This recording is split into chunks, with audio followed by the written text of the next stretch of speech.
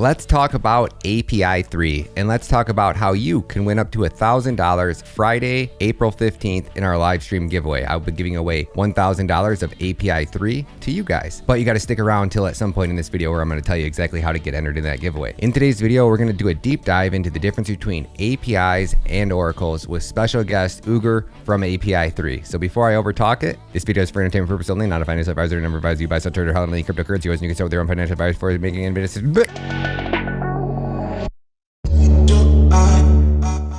What's up, Ugur from API3? Welcome to the party, my friend. It's an honor to have you guys on the show.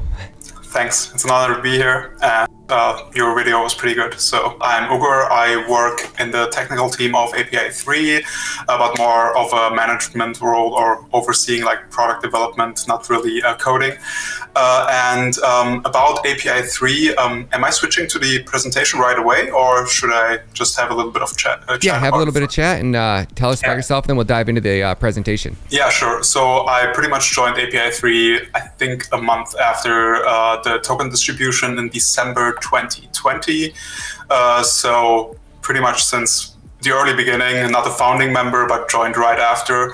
And APIs are actually not blockchain native things. APIs are in the regular web. They pretty much it's basically the communication, how programs talk to each other. So if you pull out your smartphone and you check the weather, your weather app actually pings the API of a weather service and gets a response. And that is basically how communication happens on the regular internet. And technically, if you want data, you always get it from an API, so to speak. That makes sense. Man. Yeah, it does. It does. I know. I think you're right. I think I probably should let you go through the slides really quick, and then let me kind of pick at it from an absolute beginner, and we'll try to help educate everybody on what API3 is and then where it's going to evolve, and we'll go on from there. So take it away, buddy. So basically what an API is, or when you pull out your smartphone and you, for instance, check the latest American football game scores, your phone actually connects to NFL.com and gets the scores. If you check the weather, it's probably like the Weather Channel or any other weather source. And if you check crypto prices, it's probably Binance or something else. So your phone actually calls an API, gets an answer, and that is what is being displayed on your phone. If that makes sense so far. Yep. So can I ask a question there really quick? Yeah. So when my phone were to, say, ping the Weather Channel to get an update on the weather, there is basically an IP address on the Weather Channel app or wherever it is, and that IP address is where the temperature of the weather is, and it pings it and then instantly gets a rebound of what the current temperature is. Is that how that works? It's basically, you typically have an API key and you, so to speak, make a ping to an address in very layman terms, and you get a response to it. It's a simple get weather Los Angeles, for instance, and then you get the answer, 23 degrees Celsius, or I think that's 75 Fahrenheit or whatever. And that is how it basically works in a simple layman terms. Okay, cool. And basically, whenever you need data, this is essentially how it happens over the internet. Now, smart contracts also require reliable real-world data feeds to provide meaningful services. Like if you want to take out a loan on Aave, we kind of need to know what your collateral is worth. For instance, how much is the Ethereum worth so we can give you an adequate loan? And this technically has to come from somewhere. For instance, Binance, CoinMarketCap, CoinGecko, whatever provider is out there. Yep. Now, the issue is that APIs cannot be natively accessed by smart contracts. A blockchain is a closed system, so it cannot simply call the internet and ask, what is the price of Ethereum? What is the weather in Los Angeles? Or what is the score of the latest game? This is basically where an oracle comes in. An oracle is nothing more than basically getting an answer from an API and pushing that answer into the blockchain so your application can actually make use of it. This is pretty much how this all came to be. And Oracle is nothing else than data pushing service onto the blockchain. Makes sense so far? Any questions? Yeah, absolutely, man. Yep. I'm going to let you go before I ask questions. That way we can come back to it. But yeah. As you can imagine, a blockchain, like if you have a decentralized application, it runs on a decentralized ledger and is not dependent on one central entity. So you have like all the security guarantees of a blockchain. But now the issue is when that entire application requires data from the outside, who brings that on chain? If it's one single oracle, you're not really decentralized, because if that one person gives you wrong data, your app is kind of screwed. If that makes sense so far. Yeah, completely. Yeah, exactly. So the early days of Oracle services, a lot of projects still do it, is very centralized, like one oracle, and then basically they get an answer, and that is how it is. MakerDAO, for instance, they run their own Oracle infrastructure, and it is very centralized. They have their own service.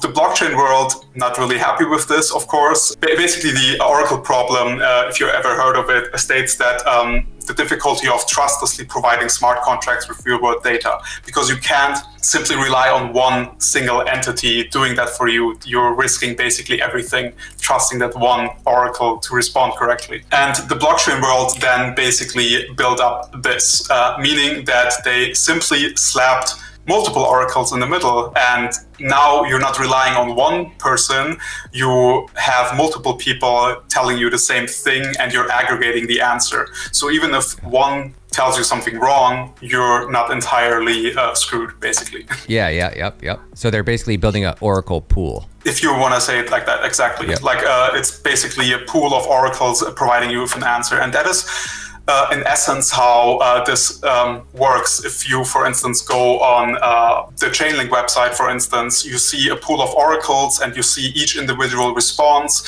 It's basically then mashed together into one single value, and that is what your application in the end, you see there, the aggregator consumes. So wow, that is what happens there. Now, the issue is that at the end here, you're still relying on a single API, if that makes sense. Or sometimes it's more, but the bigger issue, what I want to say, or how API3 also came to be, is you created this middle layer of oracles, and the only thing they do is essentially get data from somewhere, which is not even their own data, and relay it onto the blockchain. So they're basically making a profit of data that is not really theirs, and you're trusting the middleware to, or the party operating to the middleware to not screw you over.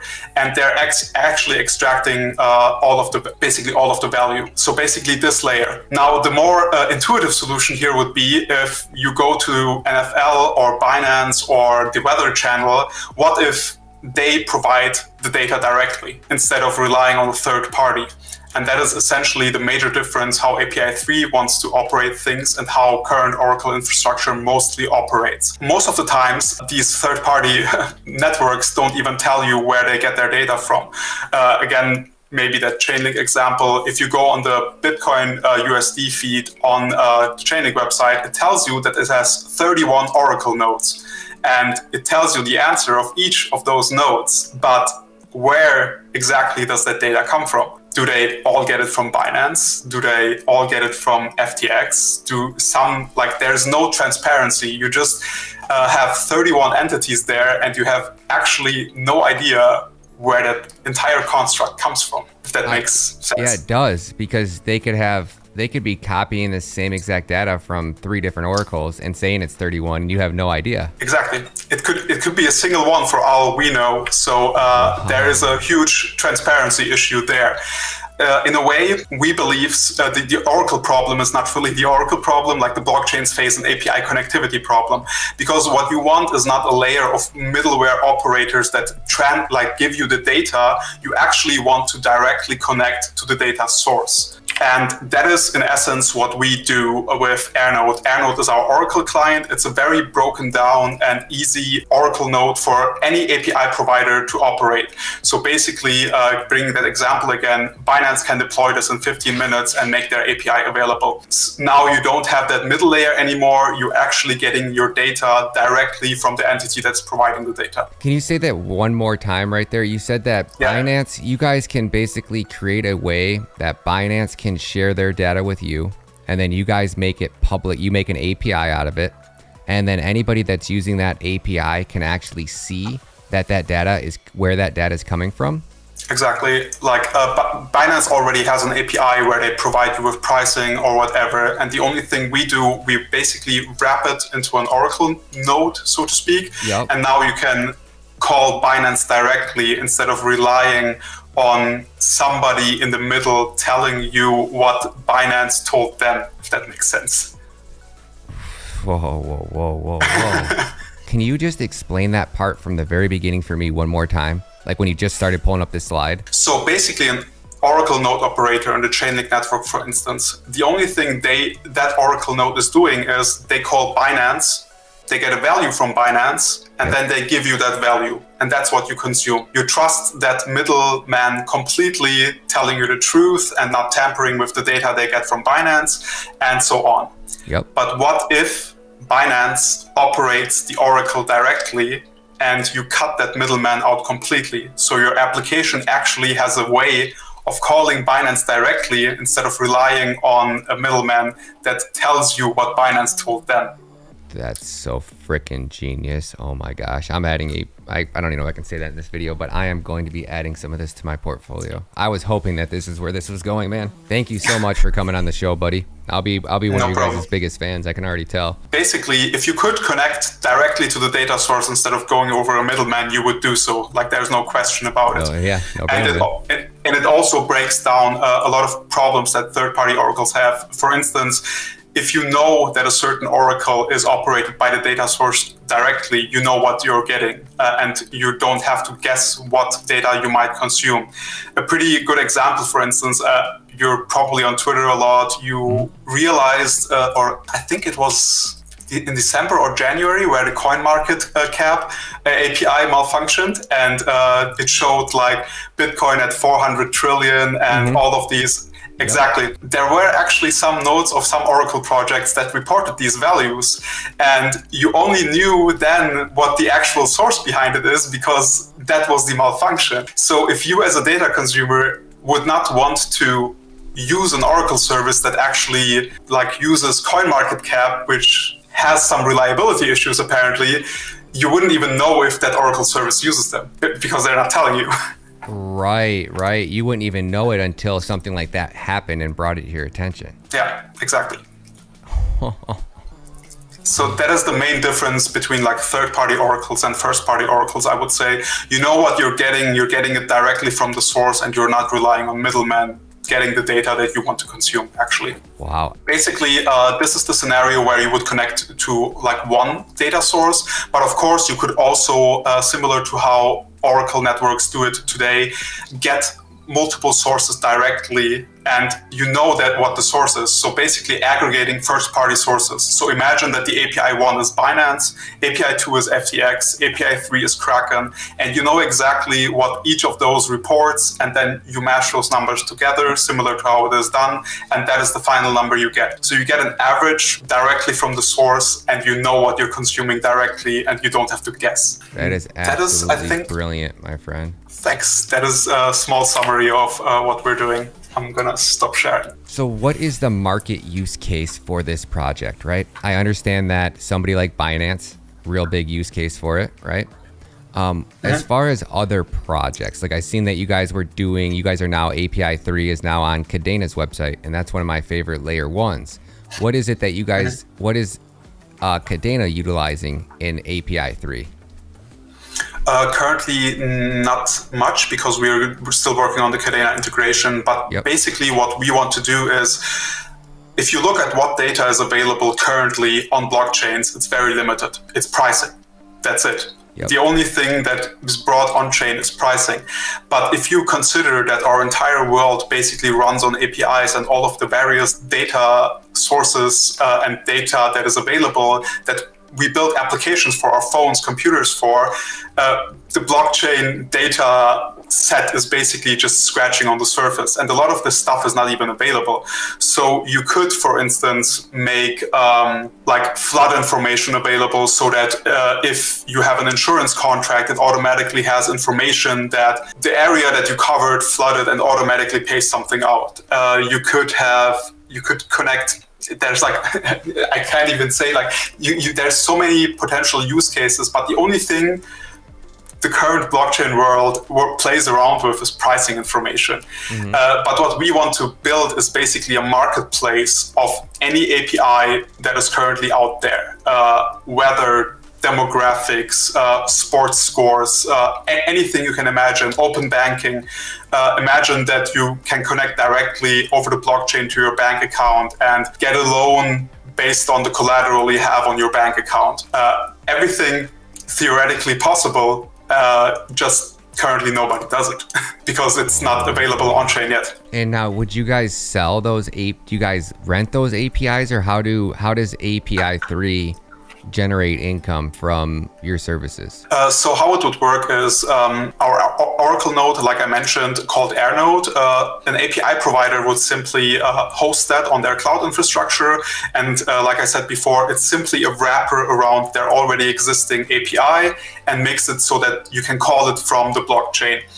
And to actually do so, you will need to subscribe to them. And how that will happen is by locking a certain amount of API3 to access one specific data point, so to speak. So if you want to connect to or subscribe to NFL.com and they have an AirNode running, this is just an example, I'm not saying there's an NFL sponsor, partnership or something, then you would basically subscribe to NFL.com, and then you can make any data queries that you want. Get the latest score of the Houston Texans, the yards of Tom Brady thrown, whatever call you want to make. Basically, you subscribe to that one data set, and you can then make those calls. And it's actually quite similar how regular web APIs already work. If you go on CoinGecko, CoinMarketCap, or any other bigger API provider, your application needs data from, you subscribe to them, you pay them $50 a month, and then you can make as many calls to them as you want.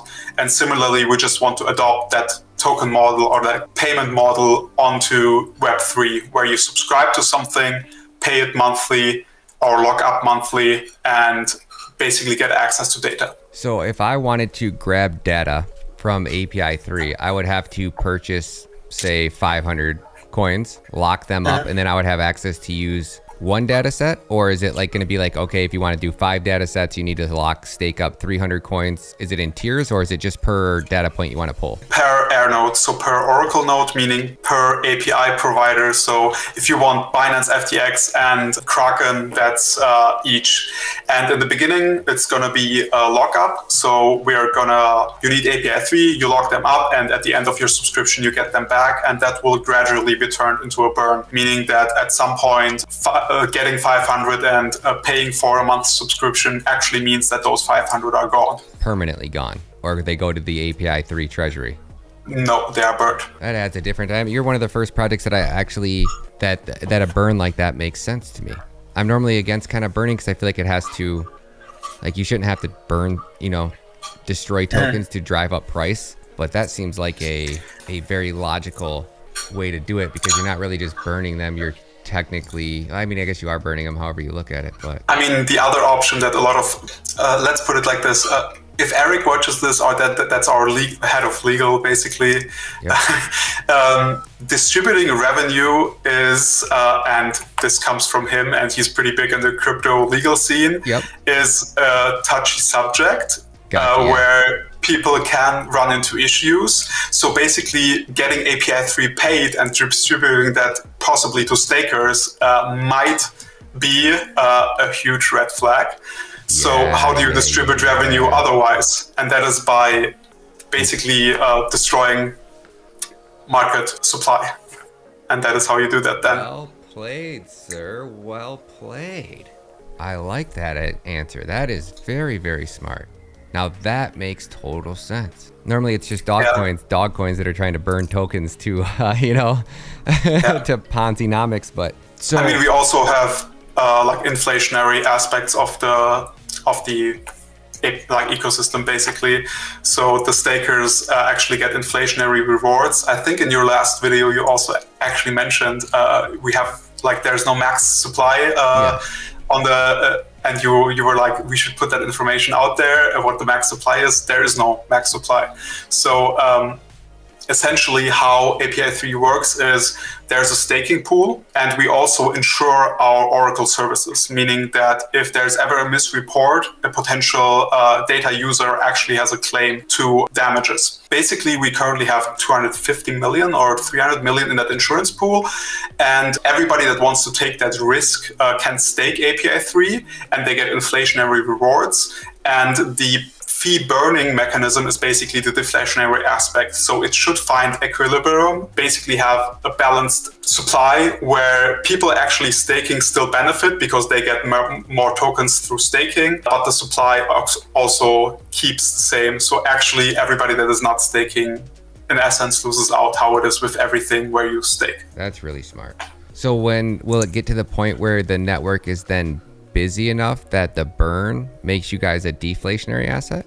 If it's busy enough, you'd also have to consider that currently the insurance target is set at 50% of the supply, but with more protocols using us and the insurance demand rising, a lot more tokens will need to be staked, so to speak. So a lot more rewards will be paid out. So in my honest opinion, it's probably, currently it is inflationary.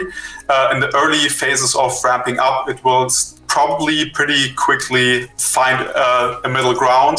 And at some point, it will probably be deflationary, but a lot of these aspects are also governable. So I can't speak into the future. We might increase rewards because there's a good reason for it or something else. So can't really say. Yeah, that's crazy, man. There's so much that you guys could do with that, man. I feel like that. And what does Lunar Crush use? Are they using oracles? Is that how they're pulling all their data? They're not using oracles. They're basically using APIs. They're most likely going to use the Twitter API to get all of the data from Twitter, basically communicating with other servers through APIs. You literally see them as the glue that connects two programs, so to speak. So Lunar Crush makes use of Twitter, potentially other stuff like Reddit, Discord, whatever. All of these have these digital glues, which are the APIs, where somebody can make a request and get an answer. And that's how they basically gather all that information. It is not like they have that all in the server sitting. They get that from all over and summarize it. Got you. And now what would be one of your guys' bigger clients? Like what would be a really big game changer for the success of API 1.3? And how do you guys plan to separate yourselves? And what is going to be one of the biggest catalysts, or what would be something that all of a sudden we see like this, what brings the most attention to API? Is it going to be one of you guys', like you said, NFL clients, or what is the big picture on where you guys take this and how do you get there? Yeah, the NFL thing was just basically an example. That is, I would say the first goal is actually making a lot of this available, data feeds available on a lot of chains. A lot of our stuff is currently only available on testnets, and we made it available for a hackathon here and there. But the actual point where you can subscribe to our services is still about to happen. Like we are not live on Ethereum, for instance, or Polygon or whatnot. That is still outstanding. So that is most likely a big catalyst for us we're working towards. Actually making people able to use our services. And we're also working with a lot of open banking clients. We have a major initiative in El Salvador. You can read about that, where we basically work together with banks so their APIs can be used in smart contracts. There's a lot of articles about it. You can have a read about that. But there's a lot of things, like I mentioned before, that you can do. Your bank already has a lot of information. You could, for instance, I mean, you probably know about Aave, I would assume, where you can take a loan against your crypto. But now imagine that you can actually use assets that you have on your bank account, and you have a way of telling the smart contract what your assets are worth, and actually taking a crypto loan against fiat. Against your fiat, against your stocks, against anything. And basically that is something you could be doing. These are the projects that I love looking into, man. The ones that I can actually see. There's so many projects out there that I have even a hard time making a video and being positive about them, because I'm just like, what is the use case for this? Like, how do you guys drive global real world adoption? How do you guys make the crypto space better? And you guys are making it better in more than just one way. You're making it more secure. You guys have a use case. You guys have a market fit. And I think that, are you guys one of the first API players in the crypto space? Is there anybody bigger than you guys? Basically, I wouldn't say that we're like Chainlink and everybody else already makes APIs available, but in a different way. Like they make data available through middlemen. The innovation or the innovative part is more that we allow it on a first-party basis. So you connect directly to the data source. I'm just going to, again, use that open banking example. Yeah. Like theoretically, you could use a third-party Oracle for open banking as well. But what happens now is that you, as a potential consumer, you're not connecting directly to your bank. You're connecting to somebody in the middle that talks to your bank. Now, how comfortable are you telling somebody in the middle? Yeah, exactly. I wouldn't touch it in a heartbeat. Not one bit. And that is essentially why it is important actually connecting to the source directly. It is especially in points where privacy matters. You wouldn't want anybody in between getting a hold of your data. Not at all. No, I don't want my banking account information going to some Oracle where I have no idea who's or having access to that information. Absolutely not. And then I don't have to worry. Then I'm technically not worried about my bank securing my information. Then I have to trust my bank and the person that's actually securing it. And then, yeah, you just described basically the issue. Yeah, it's not only about with banking. You just made the point. If you're already trusting a data source, but by introducing a middleman, you have to trust the data source and the middleman, and that is the issue here. Man, you guys are gonna crush it, man. So when will the mainnet be live? What are your guys' goals for the rest of 2022? Do you guys have any big upcoming events, any hackathons, anything? I'm not sure how much I can, I can't obviously say precise dates, but we're going to be launching data feeds on various networks definitely this year. And again, I'm not sure how precisely I can say it, but we made a lot of our data feeds available during ETH Denver in February during a hackathon. Yep. So the product is out there, people are building with it, and we're going to make it available on mainnets this year at some point. Sweet, man, sweet. And what projects are you guys currently working with? We know Kadena is one of them, and you said Polygon. Are there any other big projects that you guys are working with? Basically any chain that has data needs, which is all of them. So a lot of projects, I would categorize that into two things. I would say there are those chains that are very much actively pushing for it. We, for instance, have a announcement and partnership with Kadena, for instance, and also Oasis, and all of these smaller upcoming layer ones that are actively pushing for it. But then there's obviously also chains, L2s like Polygon, or basically Optimism. Solana is an L1, but AVAX. There, it's not actually, I would say, the chain that approaches us, but projects on that specific chain that don't have access to the data they want to have access. So I wouldn't say it's directly chain partnership. So you're not going to be seeing we are partnered with Solana. You're probably just going to be seeing our data is now available on Solana, used by so-and-so. So I wouldn't, that's where I would make the differentiation. So I'm so excited, man. You guys already know Kadena is my favorite, man. And as soon as I saw you guys, I was instantly knew I was going to be adding you guys to my portfolio, man, because how to win $1,000 of API3 in our giveaway. Down in the description of this video, there's going to be a link. That link will be to a post I made on Twitter where I reshared the link to this video. Anybody that likes, retweets, and comments, you have to complete all 3 to be entered in the giveaway. Anybody who does that on Friday, April 15th, if you are present in the live stream, we're going to be doing some giveaways using Nightbot. It's a little system. I'll put the names in it and it'll randomly pick winners. We'll either do 4 $250 giveaways or we'll do 10 $100 giveaways. We'll take a vote with the people that won it. It'll be a special giveaway just for you guys. So I love you guys, and make sure you guys swing over to Twitter and show the API team some love, man. I definitely think that that one chain will be the bigger layer 1 player in the upcoming years. And it's so awesome that they're like, as soon as I found you guys and started looking into it, I was like, oh my gosh, man, I gotta learn more about this product. Then you guys reached out. I was like, yes, man, yes. So yeah. I know everybody in my community is super excited to watch this interview, man. And one thing that that is obviously also always worth mentioning is that API3 is a DAO, and you can join our Discord, join our forum, and if you're a builder in the space, or if you have any idea how to bring API3 forward, you can make posts and actually get governance going. Like, there can be proposals for this. Like, a lot of people are actually not aware how easy it is to rally funds behind something. If you have an awesome idea in a DAO, but we have funds, like we have over 20 million USDC, we have over 25 million API3 in the treasury, and technically, if you have a good idea and can rally enough voters behind you, you can get funds for your idea. How would somebody go about, like, say I wanted data that I knew was out there, but you guys weren't pulling it? Like, if Kadena wanted to say, like I said, to monitor the price or the supply of Luna, right?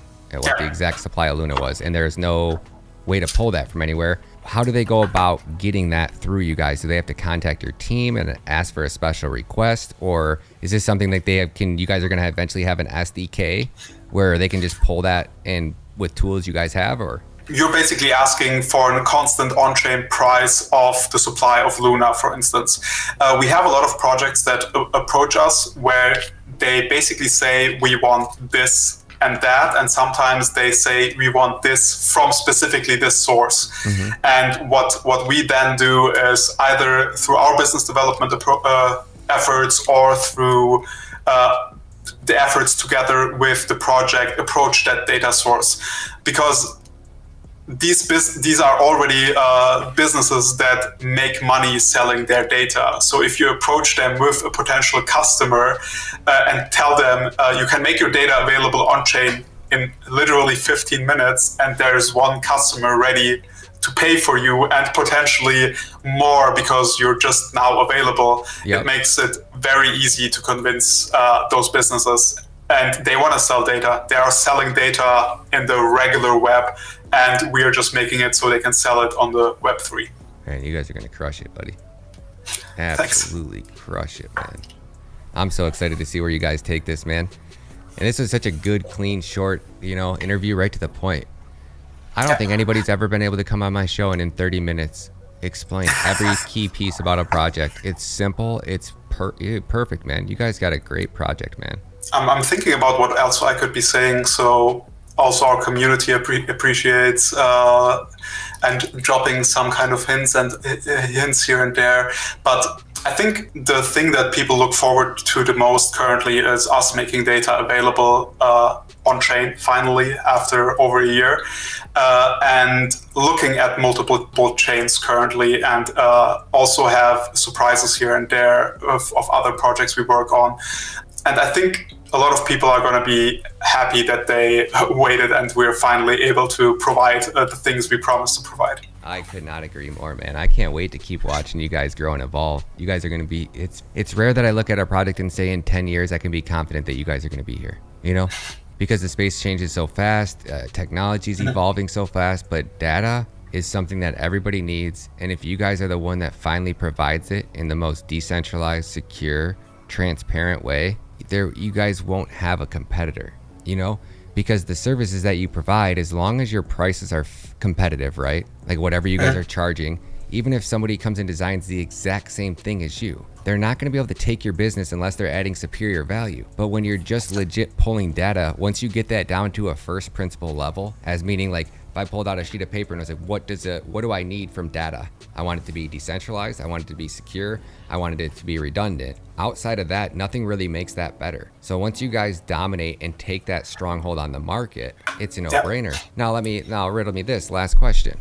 probably can't talk about the price of your project, but what about Chainlink? Why has Chainlink failed? Because if you can take a look at... I don't think it failed. Well, I shouldn't say failed, right? But nobody wants to be invested in a project and 4 years later be at a break-even price point. So something with their tokenomics has catastrophically failed, that your project isn't going absolutely parabolic in the most parabolic of bull runs ever. And that must be whether they're putting out too many coins into circulation, they didn't do a good job growing their community. So how will API be different than Chainlink in that aspect? I think what it comes down to, and that is not specifically a Chainlink or API3 thing, is token usage. There needs to be use cases for the token besides being a means of payment, so to speak. Because if you can substitute the token and with, for instance, USDT, and the network works completely in the same fashion, then your token doesn't really have like any meaningful value. I think, and this goes for every project, there needs to be use cases for it. And staking, I know that Chainlink works on that, is going to be a major driver. And I still think Chainlink is the bigger, without a question, the biggest Oracle player in the space, and they're gonna be one of the bigger ones, because they're building towards more than just providing data on chain. They're also working on off-chain computations and other things that are very important. But what we want to do is we just want to bring a variety of data. Imagine it as the Amazon of data. We just want to bring everything that is available in the world and make it available on Web3. It can be your environmental data, it can be maritime data, supply chain, whatever. All of these enterprises that want to move to blockchains will need a way to communicate with the outside world. And you need to make every data point that is available for your smartphone also available for a potential dApp. And that is what we're working towards. Yeah, I agree, man. I agree. That's really smart. And I guess I shouldn't have said Chainlink, why Chainlink failed. I guess I should have said why everybody refers to Chainlink as the greatest stablecoin. Because I would love to get you guys back on the show as soon. Hell, I'd love to get you guys on the second it go, like as you guys go live. If you guys don't have a bigger platform, or that you guys aren't going to be already planned to be somewhere, if you guys would like to do a kickoff and come on the show, man, I would love to. Yeah, I mean, I'd definitely be up for it. But I think that similar to when the data feeds will be live falls under I can't talk about it. Yep. No, I got you, man. No, for sure. That's great, man. Yeah. So to be determined, hopefully some point in 2022. Is that what you guys are targeting? Is that what you guys are targeting? Have you guys not made any announcements on your, don't you guys have a 2022 roadmap? We have a roadmap of what we're building, but there are no dates on it. That makes sense. That's why I was like, man, doesn't he have a roadmap out? No, we are very much against dates. I think we made that mistake once in the early phases of the project. Staking, I think our staking was supposed to come out in March or April, and there were like a bunch of issues with another team we were working with, so it got delayed until early July, and people were not happy about that. Oh, no, so people know what we work on and what we're going to be releasing, but there is no date on it, and that is on purpose. Okay. But as we said, a lot of the things we're working on are on testnets and are being used in hackathons like ETH Denver, so we are pretty close.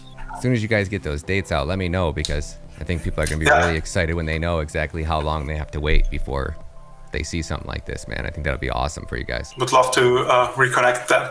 Thank you, Ugur. Man, I appreciate you, buddy. Thank you so much, and have a great day, buddy. You too. Bye-bye.